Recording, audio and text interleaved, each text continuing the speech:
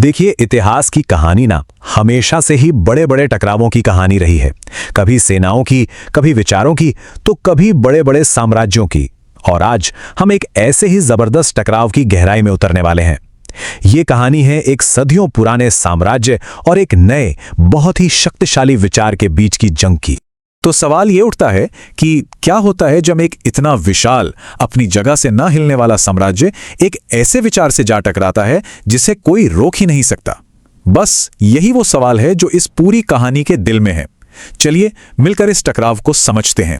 तो सबसे पहले मिलते हैं हमारी इस कहानी के पहले किरदार से, और वो है विशाल हैब्सबर्ग साम्राज्य।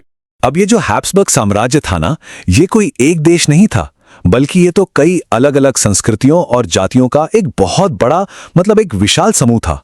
सोचिए, एक ही शासक और उसके नीचे कई राष्ट्र। यही चीज इसकी सबसे बड़ी ताकत भी थी, और सच कहूं तो यही इसकी सबसे बड़ी कमजोरी भी बन गई। और हुआ ये कि यही जो विविधता थी, ये एक दोधारी तलवार बन गई। मतलब साम्राज्य को एक साथ जोड़े रखने की कोशिश में ये अपने ही लोगों की आजादी की जो इच्छा थी ना, उसके रास्ते में एक बहुत बड़ी दीवार बन के खड़ा हो गया। जैसे कि हंगेरियन लोग थे, इतालवी थे, और भी कई अलग अलग समूह थे। इन सब की अपनी भाषा थी, अपनी संस्कृति थी, अपना इतिहास था।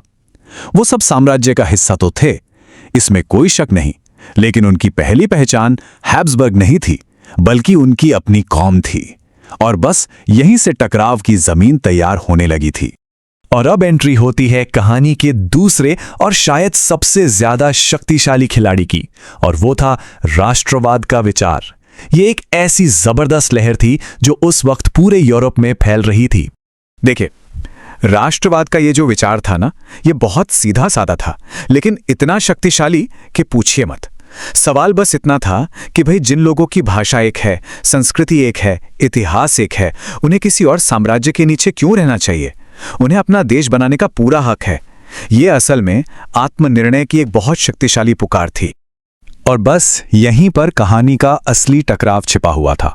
एक तरफ था साम्राज्य जिसका लक्ष्य था कि भाई एकता बनी रहे, सब पे कंट्रोल बना रहे, और दूसरी तरफ थे राष्ट्रवादी आंदोलन, जिनका एक ही लक्ष्य था, आजादी।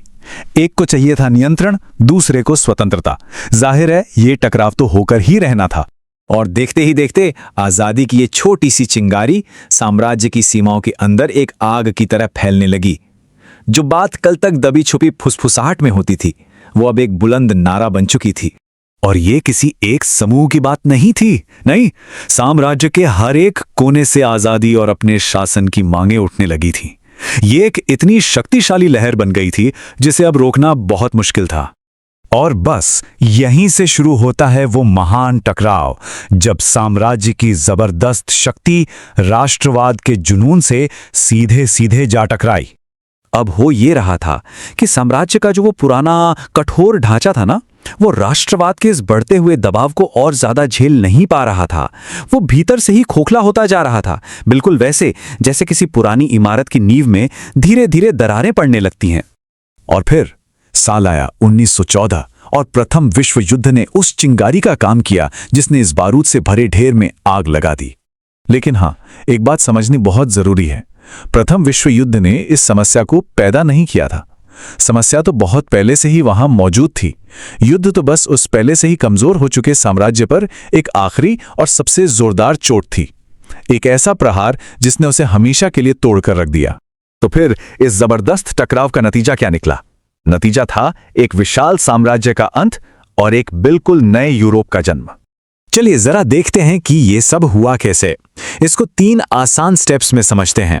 स्टेप 1, राष्ट्रवाद के दबाव ने साम्राज्य को अंदर से कमजोर कर दिया।